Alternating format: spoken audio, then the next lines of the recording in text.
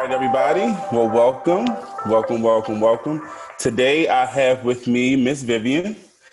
Miss Vivian is one of the members of Freedom Church Windsor Mill.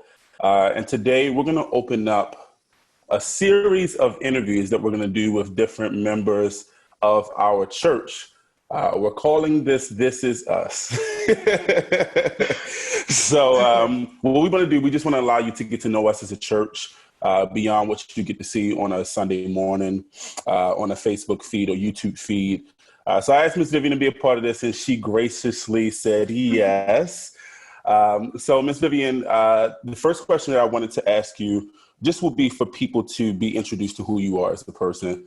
So I wanted to ask you specifically, what has your experience been like with Freedom Windsor Mill, and what's been unique about the experience that you're having with Freedom Windsor Mill? Okay. I want to go back to the beginning, if you don't mind. No problem. Prior to the inauguration or beginning of Freedom Church, there was a group meeting here at this building, and we were in trouble. We didn't know what to do, but we prayed. That's all we knew what to do. God kept a remnant of people there. And we know that Philippians 4:6 says, do not be anxious about anything, but in every situation, by prayer and petition, with thanksgiving, present your request to God. We did that. We prayed, and he answered, as he always does. So he provided this group from Freedom Hazelwood that was looking for a site to worship on this side of town.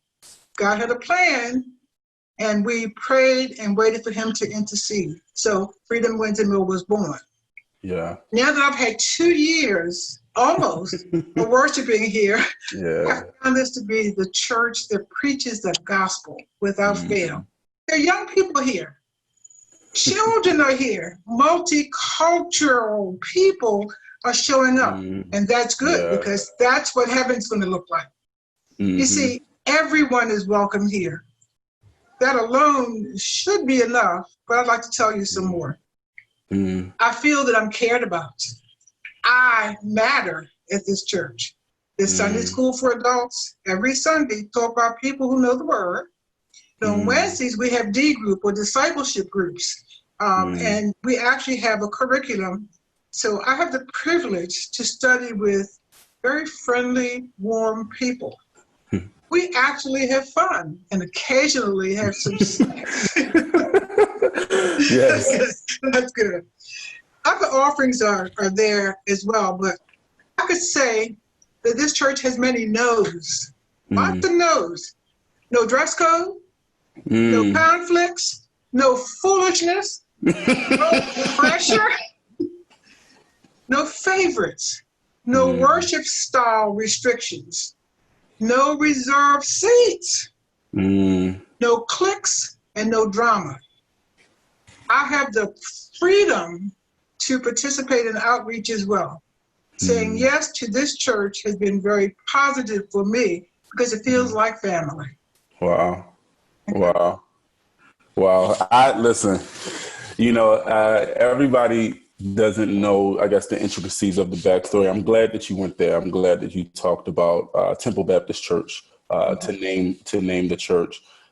Miss Vivian has been extremely vital, not just for myself, but for us as a church, because, and you know that we call you all the legacy group. And that's big for me personally. You guys mean a lot to me. Can you tell them how long you were a part of Temple Baptist Church? Give them a roundabout. Okay, roundabout 46 years. Yes. So my children were very young. I was there. And wanted to stay in this building if possible, if God had that in his plan. Yeah. I think to be honest with you, Ms. Vivian, and I don't know if I've even ever said this to you before, but I think you epitomize Philippians 4. I'm glad that you brought that because I think that it's funny because I bring you up in conversations a lot and that you're not aware of. And specifically during this whole quarantine, the coronavirus, all of the racial tensions and things that we feel, I've been talking to other pastors and talking to other people.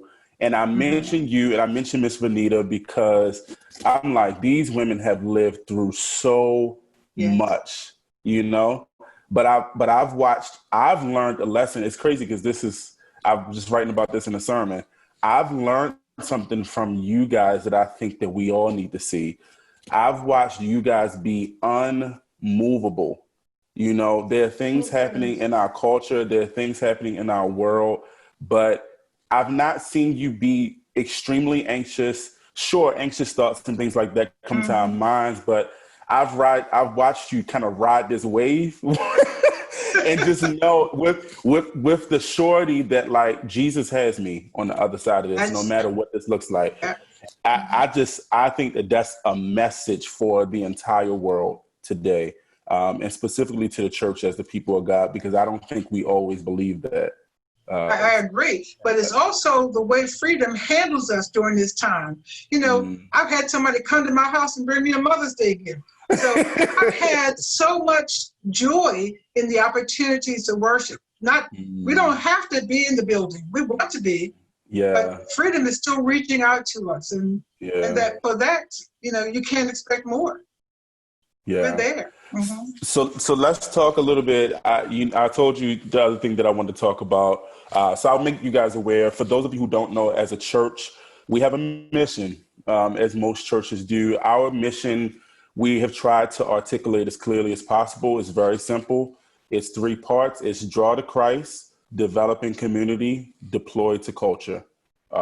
So that's our mission as a church. I wanted to talk to you, Miss Vivian, specifically about our mission, which is draw to Christ. You've already started talking about some of what we do as a church, but I just want you to share your thoughts on what that means to you and what you've seen and what you think we can maybe do better. Well, let's start with what I see. As you drive into the parking lot, there are 2 large signs that direct the attendees to the best door for them. One announces the ramp for those who are wheelchaired or those who have canes or walkers, and it makes it it's an easy access for them. It's so useful and so thoughtful. Now, the elders at the church have made it very clear that they want people to seek the Lord. So the music, the prayers, and the sermons are all directed to that end. On a particular Sunday, there is a special luncheon for those who would like to have additional information. That's good for a church, because sitting in the congregation doesn't automatically tell you what the church believes. So they set aside a time where people can tell them what the church believes, and they have a chance not only to eat lunch, but a chance to ask questions about anything, baptism, membership, and all that is good.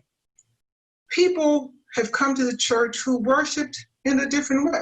They worship differently. They have different beliefs, but they're all accepted at Freedom. That's a good thing. This is a church that emphasizes inclusion. I have loved the many celebrations where we've had dinners and picnics. Now we have a hospitality team that handles those kind of events. One of the values we have is whatever it takes. I'm sure somebody else will talk about that, but that's important to me because in order to present the gospel to people who can't speak English, the church has allowed us to begin with 3 other teachers who are trained and many volunteers from the church. We began earlier this year an ESL class with ESL ministry so that we can teach people how to speak English, but also teach them about Jesus. What a thing. I mean, even at my age, and you can tell I'm a senior, and I don't mind telling you that. I'm 77 years old, but at this age even, they allowed me to do this because it's needed, whatever it takes. So if it takes me, the church took a chance with me. So I'm glad to be at Freedom. Listen, what I hope that people gather as they watch these interviews from week to week is that, you mentioned, you started bringing up our values. So we'll get into those. We'll get into our values. One of our values is what Ms. Vivian said, whatever it takes. Another one that you'll hear about is authenticity. We'll talk about that. But love people is also one of our values. And we will do whatever it takes to love people, no matter what that looks like. We will not compromise our message, but our approach will differ depending on who it is that we're attempting to reach for Jesus Christ. And so I'm excited about that. I'm excited to hear you say that. My prayer with all of these interviews is that people, for anybody who's watching, that you will feel comfortable enough to come and talk to us, comfortable enough to tune in online, comfortable enough when we come back to worship with us, comfortable enough to ask questions. As Ms. Vivian mentioned, we have had people from all different walks of life, all different faiths, come to our property, come to our church, and we've had conversations. And, you know, every conversation does not end with somebody agreeing with what we believe, but we desire to be a place where at least a conversation can be had, where people can say what it is they feel, what they think, what they believe, and we can then in turn share ours. And so we don't shy away from that kind of stuff. You know, Ms. Vivian knows, and our people hear me say all the time, I am who I am, you know, and as a people, we are who we are. We're not hiding anything. We're not putting on a show. We're not masquerading. She mentioned all of that. There's no dress code, but beyond even just like a physical dress code, there's no invisible dress code either that you don't see. You know what I mean? What you see is what you get, you know, with all of the messiness that comes with that at times. So yeah, I'm glad that you said that. Ms. Vivian, thank you so much. I said I wasn't going to keep you long. So. Oh, could I share one more thing with you? Yes, ma'am. Okay, because I'd like to share what I think maybe in the future, way down the line, we might be able to incorporate in our church. Yep. Because I was thinking that it would be good eventually if we had a deaf ministry, if we could have a bus ministry for people who are in the community who don't have transportation. Yeah. What about tutoring for children after school, especially in the areas of math and English and reading? Also, it would be good to have a senior ministry. Because sometimes people like me who live by themselves could hang out at the church and maybe study the Bible or have lunch, play some games, watch some Christian movies, or do some things that would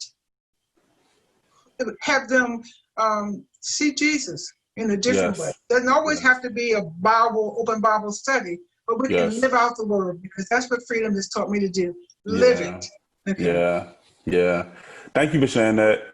Listen, we love these ideas. I love Ms. Vivian for the sake of that she's always dreaming for our church.